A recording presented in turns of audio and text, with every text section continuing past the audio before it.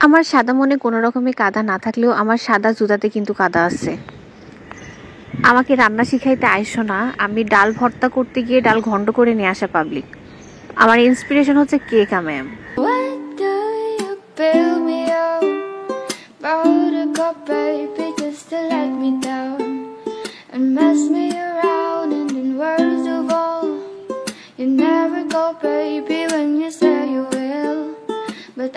Hello everyone, আসসালামু আলাইকুম, welcome to my another Ramadan study blog.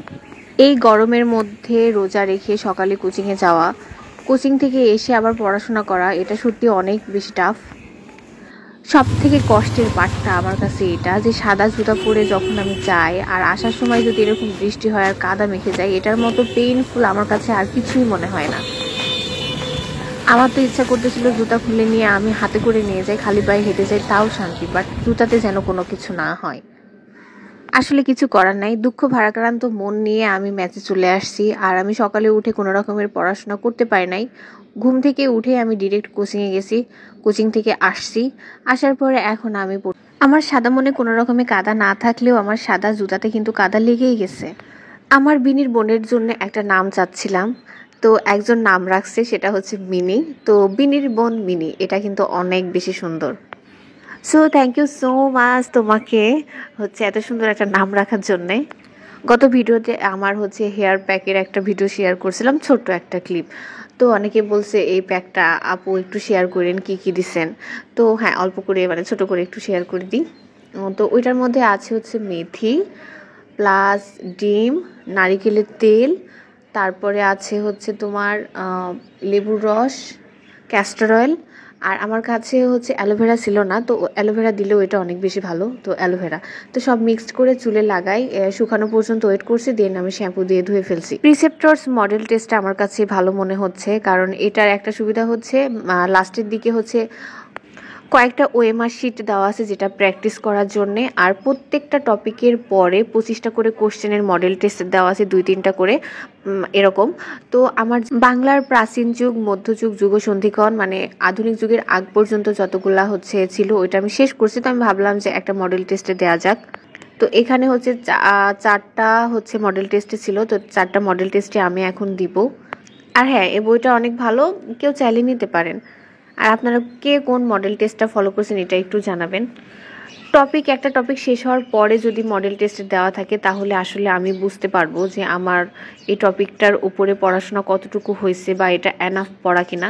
তো যার কারণে আমার মনে হচ্ছে এই বইটা অনেক বেশি ভালো, মানে যাচাই করে নেওয়ার মতো একটা বই, যে এই টপিকটা যে আমি পড়লাম তো আমি আসলে কতটুকু পড়ছি বা আমার পড়ার প্রিপারেশনটা কতটুকু, তো এটা আসলে জানা যাচ্ছে। সব টপিকগুলো একবার করে একটু রিভিশন করছি, তারপরে আমি মডেল টেস্টে দিব।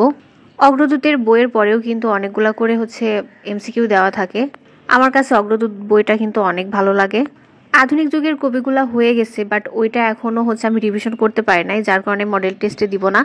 আর মডেল টেস্ট দিয়ে যদি কোশ্চেন না পারা যায় তাহলে কিন্তু অনেক ডিমোটিভেট ফিল হয়। তো আমি আগে ওইটা হচ্ছে রিভিশন করব, দেন আমি মডেল টেস্টটা দিব। রিভিশন কমপ্লিট করি, তারপরে হচ্ছে এক্সাম দিব, দেন আমি দেখাচ্ছি যে আমার মার্ক কেমন আসে। সো এটা হচ্ছে প্রাচীন যুগ থেকে আধুনিক যুগের আগ পর্যন্ত আমি 4টা মডেল টেস্টে দিলাম। তার মধ্যে এখানে হচ্ছে 25-এর মধ্যে 24, তারপরে হচ্ছে 19 আউট অফ 25, 20 আউট অফ 25। তো এটা হচ্ছে রেজাল্ট। বাট খুব একটা ভালো না, আমার মনে হয় আরো বেশি পাওয়া উচিত ছিল, এক্ষেত্রে একটু খারাপ। আমি যে রান্না একদমই পারি না সেটা আসলে না, আমার ইন্সপিরেশন হচ্ছে কেকা ম্যাম। ওনার রেসিপি আমি ফলো করি, ওনার সাথে আমি আমার মাঝে মধ্যে একটু মিল পাই রান্নার ক্ষেত্রে। তো আমি ডালের ভর্তা করতে গেছিলাম, করে নিয়ে আসছি ডালের ঘন্ট। যেহেতু আমার ডালের ভর্তাই খাইতে হবে এখন, তো ঘন্টটাকে আবার রিমেক করতে গেছি। আর বাঙালি হিসেবে আমার বুদ্ধি তো অনেক, তো এটা কোনো সমস্যাই না। তবে রিমেক করার পরে যেটা হয়েছে সেটা কিন্তু অনেক বেশি টেস্টি, আর আমার খাইতে অনেক ভালো লাগছে। আই হোপ এরকম মিস্টেক আমার সবসময় হোক। আর রান্না পারি না, এজন্য আসলে নতুন একটা রেসিপি ট্রাই করলাম, অনেক সুন্দর। আর অনেকে জানতে চাইছিল যে আমি আসলে ভিডিও করি কি দিয়ে, আর আমার কোনো টাইপড এরকম কোনো কিছু নাই। এই যে জাস্ট একটা স্ট্যান্ড আছে আমার ফোনের, এটা আমি দারাজ থেকে নিয়েছিলাম। আমি নি নাই, তার আমার আপু অর্ডার করেছিল, আমার আপু থেকে আমি চুরি করে নিয়ে আসছি। তো এটাই হচ্ছে আমার ভিডিও মেক করার হাতিয়ার, দেখতে পাচ্ছেন। এটা আবার একটু বড় করা যায়, বাট বড় করলে এটা কি হচ্ছে, এটা বসে যায়। তো হচ্ছে বাঙালির বুদ্ধি, আমার তো অনেক বুদ্ধি, কেরামতি বুদ্ধি খাটাই আমি এখানে। যেহেতু এটা হয় না, তখন আমি কি করি, জাস্ট দেখাই। এই যে এটা নিচে দিলে এভাবে এটা সুন্দরভাবে একটা সাপোর্ট পাই, তখন এটা আর পড়ে না। তো হয়ে গেছে আমার ফোনের স্ট্যান্ড। এখন এভাবে ফোনটা রাখবো, দেন ভিডিও করব। এখানে আমি পড়বো আর এটা অটোমেটিক ভিডিও হয়ে যাবে। তো এটাই হচ্ছে আমার সেটআপ করার মতো কিছুই নাই। আমার অগোছালো একটা টেবিল, যেটা খুবই পছন্দের আমার। এখানে ছোট কিউট একটা বিনির বোন মিনিকে রাখছি।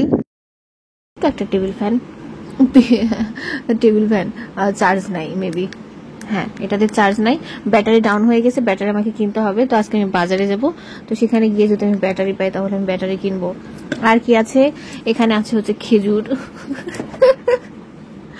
এখানে আছে হচ্ছে একটা সুন্দর কাঁকড়া, চুল বাঁধা।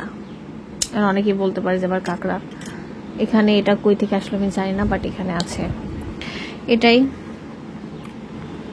তো, পড়াটা স্টার্ট করা যাক, অনেক কাহিনী হয়েছে। এখন পড়ছি জব সলিউশন। তো 18 সালের কয়েকটা কোশ্চেন বাকি আছে, সেটাই সলভ করব।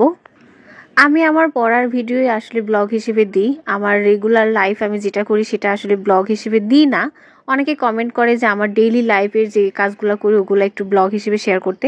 আমি একটা সিরিয়াস কথা বলি, এরকম যদি আমি ব্লগিং শুরু করি তাহলে অনেকে এসে এমন বাজে বাজে কমেন্ট করবে, মানে ওই জিনিসটা আমি আসলে নিতে পারবো না। কারণ ওই যে আমরা বাঙালি, আমরা নিজে যেটা করব সেটার দিকে আসলে আমাদের নজর থাকে না, বাট আদার্স মানুষ কি করে সেটার দিকে আমাদের আসলে ইন্টারেস্ট একটু বেশি।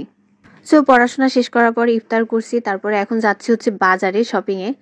আমার শপিং করতে না, আমার রুমমেটকে কোম্পানি দিতে, ও কিছু কেনাকাটা করবে, যার কারণে ওর সাথে যেতে হচ্ছে আমাকে। যেহেতু আমাকে বলছে, তো আসলে না করতে পারি নাই আমি। সাহেব বাজারে যখন আমি ঢুকতেছিলাম, মানে ওই বাজারটুকে ঢুকতে আমার 10 মিনিট সময় লাগছে। আর এত পরিমাণে ভিড়, আমি তো শুধু আল্লাহ আল্লাহ করতেছিলাম যে আল্লাহ, আমি যদি এর মধ্যে ঢুকি, আমি কি আজকে রাতের মধ্যে বের হয়ে আসতে পারবো। যাই হোক, ফাইনালি সুস্থ মতো আমি রুমে পৌঁছাইতে পারছি। তো রুমে আসার পরে ফ্রেশ হয়েছি, ফ্রেশ হওয়ার পরে একটু রেস্ট করছি, তারপরে পড়াটা স্টার্ট করছি। আর একটার পরে একটা মানে ঝামেলা আসতেই থাকে। কালকে হচ্ছে আমার মেসের বাজার করার দিন, তো আজকে হচ্ছে ভাইয়ার কাছে খাতা আনতে যাইতে হবে, মানে টাকা লিস্ট সবকিছু বুঝাই নিতে যাইতে হবে। তো এই জিনিসটা আবার আর একটা প্যারা। যতক্ষণ না যাওয়া হচ্ছে ততক্ষণ একটু পড়াশোনা করে নিই। জুনের 26 তারিখে বিসিএস পরীক্ষা, 47তম। তো এটা চেঞ্জ হওয়ার কোনো সম্ভাবনা আছে কিনা, এটা যদি কেউ জেনে থাকেন তাহলে প্লিজ একটু কমেন্ট করে জানাবেন। ব্লগগুলো দেখতে কিন্তু অনেক বেশি ভালো লাগে, মানে ভিডিওতে যেভাবে এত স্পিডলি পড়াশোনা হয়, রিয়েল লাইফে যদি এত স্পিডলি আসলে পড়াশোনা হইতো তাহলে কতই না ভালো হইতো, তাই না? সো আমার পড়া হচ্ছে এখন একটু শেষ, পরে আবার শুরু করব। আর বাজে হচ্ছে 10টা 34। আর এখন ভাইয়ার কাছে গিয়ে খাতা আর টাকা নিয়ে আসতে হবে, হিসাব নিয়ে আসতে হবে। তো এখন এই যে খাতা নিয়ে আসছি, আর এখন এটা লিস্ট করতে হবে। লিস্ট করতে করতে আমার 11টা বেজেই যাবে। আর আমার রুমমেট হচ্ছে ছোলা রান্না করছে, তো ওইটা খাচ্ছি, বাট লবণ একটু বেশি হয়েছে, পরে শসা অবশ্য কেটে নিছি। তো আজকে মনে হচ্ছে যে অনেক কাজ করে ফেলছি, আমি প্রচণ্ড টায়ার্ড। আর এখন পড়াশোনা করব না। তো দেখা হবে নেক্সট কোনো ভিডিওতে, ততক্ষণ সবাই অনেক বেশি ভালো থাকবেন। Good night and Allah Hafiz.